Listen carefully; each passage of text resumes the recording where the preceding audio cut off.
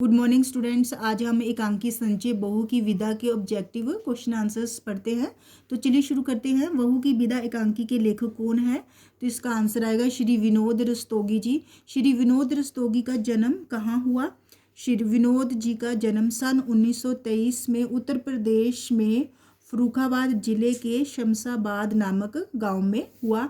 जीवनलाल कौन है? जीवनलाल एक धनी व्यापारी है और उनकी अवस्था 50 वर्ष है। प्रमोद की बहन कौन थी? प्रमोद की बहन कमला थी।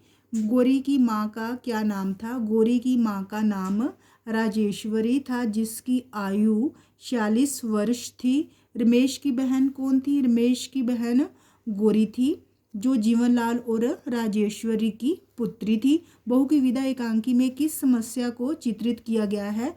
बहू की विदा एकांकी में दहेज की प्रथा को चित्रित किया गया है। राजेश्वरी के चरित्र की विशेषता क्या थी?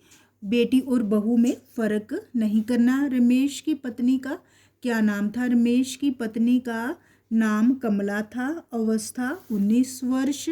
अगर तुम्हारी सामर्थ्य कम थी तो अपनी बराबरी का घर देखते। उपर्युक्त कथन किसने किससे कहा? उपर्युक्त कथन जीवनलाल ने प्रमोद से कहा, जो कमला का भाई है। झोंपड़ी तथा महल से वक्ता का संकेत किस ओर है? झोंपड़ी तथा महल से वक्ता का संकेत जीवनलाल की अमीरी तथा प्रमोद की गरीबी से है। मेरे नाम पर जो धब्बा लगा, मेरी शान को जो ठेस पहुंची, उपर्युक्त कथन किसका है? उपर्युक्त कथन रमेश और गौरी के पिता जीवनलाल के है। वक्ता ने घाव के लिए मरहम की बात कहकर क्या संकेत किया है? तो दहेज के रूप में 5,000 रुपये देने की मांग की है। ये बाल धूप में सफ़ेद नहीं हुए हैं। और तुम उपर्युक्त कथन कौन किससे कह रहा है? उपर्युक्त कथन जीवनलाल प्रमोद को कह रहा है। तो वह क्या कर लेता? मेरे सामने मुंह खोलने की हिम्मत नहीं है उसमें।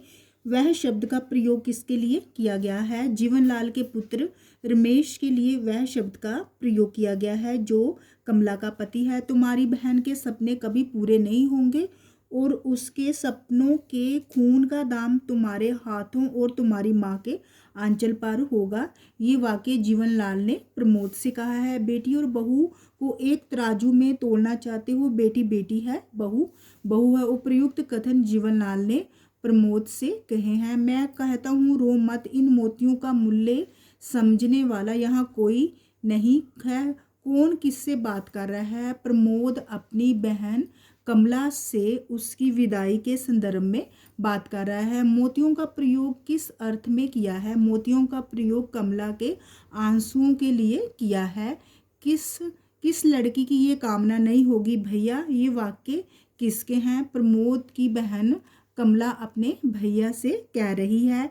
ठीक ही कहा आपने, आज के युग में पैसा ही नाक और मूंछ है। तो उत्तर वक्ता प्रमोद, इसमें वक्ता प्रमोद और श्रोता जीवनलाल है। तुम भी किसी की बेटी को विदा ना करके अपमान कर रहे हो।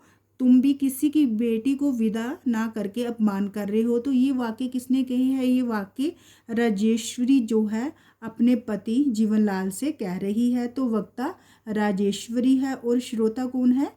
जीवनलाल है। तो अगर आपको मेरी वीडियो अच्छी लगी हो तो प्लीज़ प्लीज़ प्लीज़ इसे लाइक शेयर और सब्सक्राइब अवश्य करना। Thank you.